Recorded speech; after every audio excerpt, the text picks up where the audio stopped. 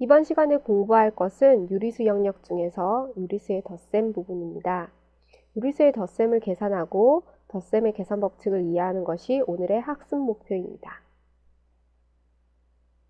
분수나 소수로 나타낸 유리수의 덧셈은 정수의 덧셈과 같은 방법으로 계산합니다. 혹시 기억나지 않는 학생들은 정수의 덧셈편을 다시 복습하고 이 내용을 살펴보는 것이 도움이 될 듯하네요. 부호가 같은 유리수의 합은 두 수의 절대값의 합에 공통부호를 붙이면 되겠죠. 즉, 양수끼리 더할 때는 공통부호인 플러스를 붙이고요. 절대값끼리 합하면 됩니다. 값의 합. 음수끼리 더할 때는요, 공통부호인 마이너스를 붙이고요. 절대값끼리 합하면 되죠. 절대값의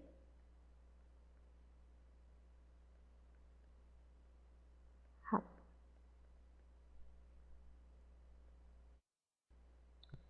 유리수의 덧셈에서는 부호를 결정하는 것 외에 분수의 덧셈을 할 줄 알아야 합니다. 두 가지를 모두 알고 있어야 하나의 계산을 바로 할 수 있으므로 더 힘든 일인 것 같습니다. 유형을 조금 세분화해서 살펴보도록 하죠. 분모가 같은 두 유리수를 덧셈해 보도록 하겠습니다. 양수끼리 덧셈을 하네요. 그러면 공통부호인 플러스를 붙이고요. 절대값끼리 더하면 됩니다. 분모가 같은 분수끼리의 덧셈에서는 분모를 한 번만 그대로 쓰고요. 분자끼리 더하면 되죠. 1과 5를 더하면 6이 되겠네요.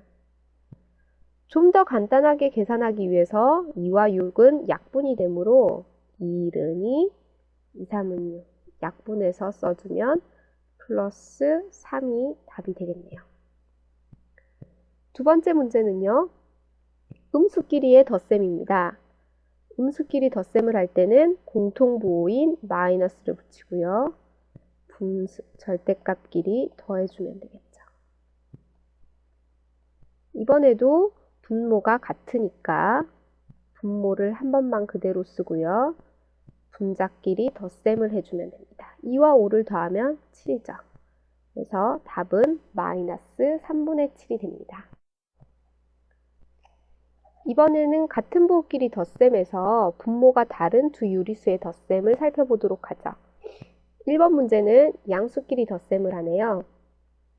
따라서 공통부호인 플러스를 붙이고요.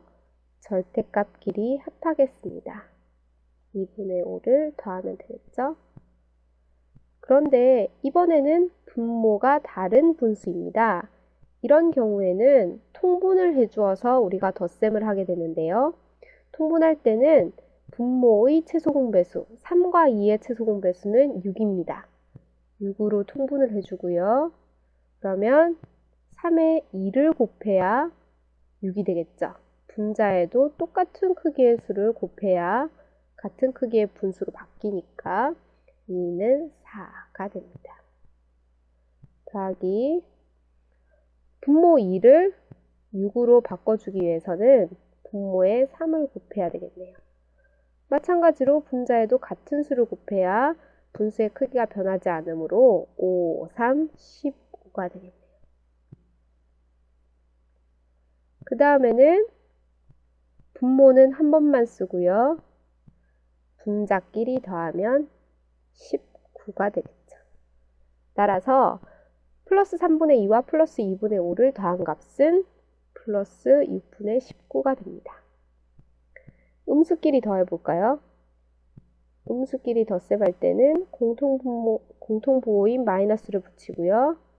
절대값끼리 더하면 됩니다. 이때도 분모가 다르므로 통분을 해줘야 되겠죠. 4와 2의 최소공배수를 분모로 선택하면 됩니다. 4와 2의 최소공배수는 4가 되고요. 따라서 4분의 1은 그대로 4분의 1로 써주면 되고 2분의 1은 분모가 4인 수로 바꾸려면 분자에도 똑같이 2를 곱해줘야 되겠죠? 2가 됩니다. 그러면 마이너스를 그대로 써주고요. 크기가 같은 분모가 같은 분수일 때는 분모를 한 번만 그대로 써주고 분자끼리 덧셈하면 되겠죠. 1과 2를 더하면 3이 됩니다. 즉 마이너스 4분의 3이 마이너스 4분의 1과 마이너스 2분의 1을 더한 값이 되는 겁니다. 다른 부호끼리 덧셈은 어떻게 계산할까요? 정수의 덧셈 계산 방법을 다시 떠올려 보세요. 부호가 다른 두 유리수의 합은 두 수의 절대값의 차에 두 수의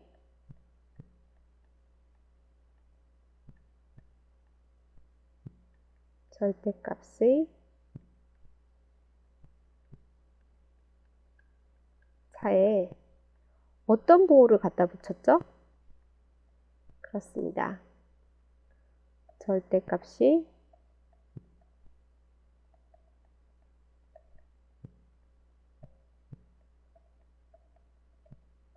큰 수의 부호를 붙입니다.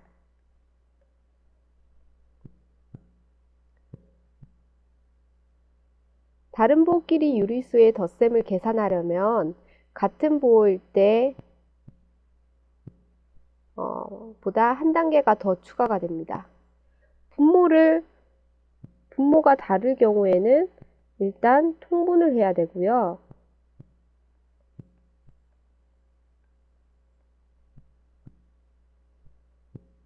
통분한 두 수의 절대값 크기를 비교해서 두 번째는 절대값이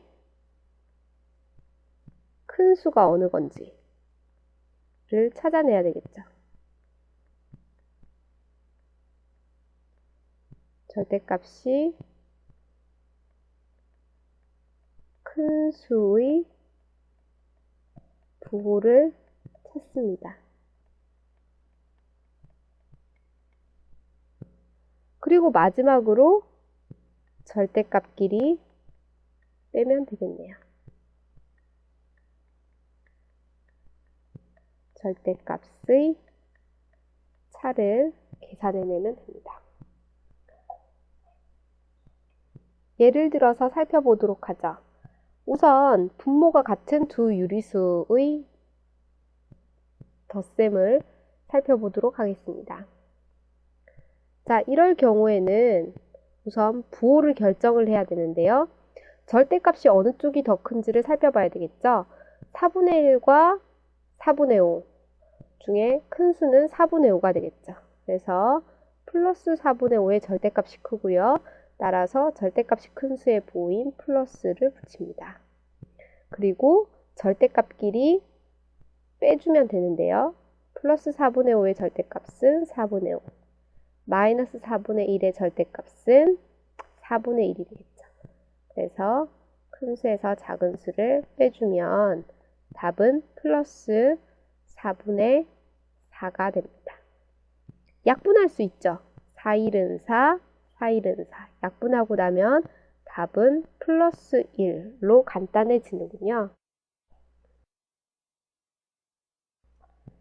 이번에는 분모가 다른 두 수의 덧셈에 대해서 살펴보도록 하겠습니다.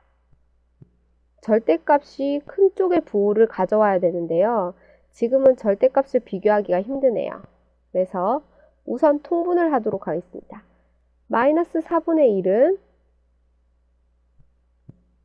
3분의 2와 통분을 하면 분모가 12로 고쳐지죠. 4와 3의 최소공배수는 12니까요. 그래서 12로 고치기 위해서는 분모에 3을 곱했죠. 분자에도 똑같이 3을 곱하면 마이너스 12분의 3이 되고요. 플러스 3분의 2는 분모를 12로 고치면 분모의 수에다가 4를 곱해야 되겠죠. 분자에도 똑같이 4를 곱하면 2, 4, 8이 됩니다. 그러면 어느 쪽이 절대값이 더 큰가요? 그렇죠. 12분의 8이 절대값이 더 큽니다.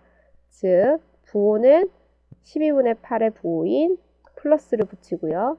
절대값끼리 빼면 되겠죠. 12분의 8에서 12분의 3을 빼고 나면 답은 플러스 12분의 5가 남습니다. 약분이 되지 않으니까 답은 플러스 12분의 5가 되겠네요. 정수의 덧셈에서 교환법칙과 결합법칙이 기억나나요? 교환법칙은 두 수의 순서를 바꾸어 더해도 그 계산 결과가 같다는 것이었습니다. 즉, A와 B를 더할 때 AB를 더하나 순서를 바꾸어서 BA를 더하나 그 계산 결과는 같다는 것이었고요. 결합법칙은 세 정수의 덧셈에서 앞의 두 수 또는 뒤의 두 수를 먼저 더한 후 나머지 수를 더해도 그 계산 결과가 같다는 것이었습니다. 즉, A, B, C라는 세 수를 덧셈을 할 때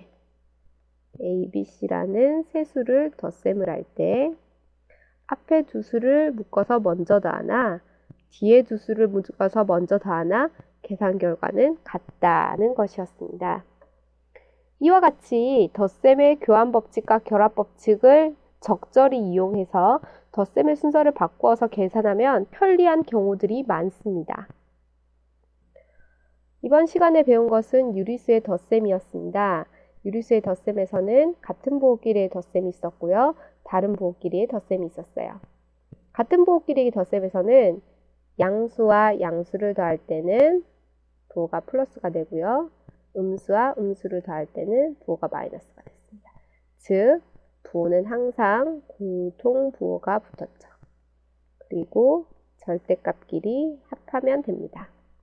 다른 부호끼리의 덧셈에서는 절대값이 큰 수의 부호가 붙고요. 각 수의 절대값의 차를 계산을 하면 우리가 덧셈의 결과를 구할 수가 있었습니다. 유리수에서 특히나 분수의 덧셈에서는 분모가 다른 경우에는 뭘 해줘야 된다고요? 분모가 다른 경우에는 그렇죠. 통분을 해줘서 우리가 분모를 같게 만든 다음에 계산을 해야 된다는 것을 잊으시면 안 됩니다. 오늘 고생하셨습니다.